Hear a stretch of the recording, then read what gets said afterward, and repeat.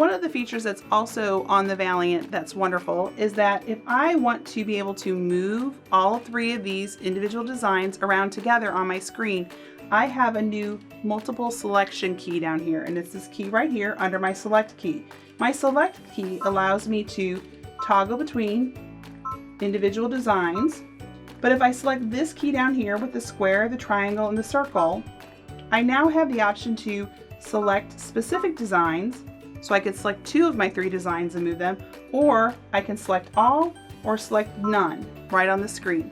When I select all, it's going to put a red shadow around each of those designs. What this allows me to do is if I touch OK, I now can move those designs around together on the screen, kind of like dragging and dropping them. I can move them where I want them to be placed, and then I can let go of them and release them. And I then could touch my screen and now be able to move them still independently of one another. I also have the option to go into that multiple selection tool, select all, touch OK, and I have this grouping key that previously was grayed out.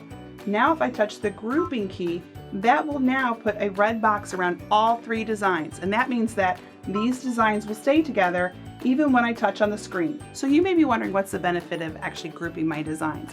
Well, if I have everything positioned the way I want it, if I've been in here moving my designs around and getting them perfectly placed where I want them, if by grouping them, I now can move that entire design that I've already laid out to a spot on my embroidery field that I want to be able to use and not have to go back in and re-edit or move each separate item independently. So it's just a huge time saver when you've spent all this time editing, to be able just to then group them and move them somewhere else on your workspace.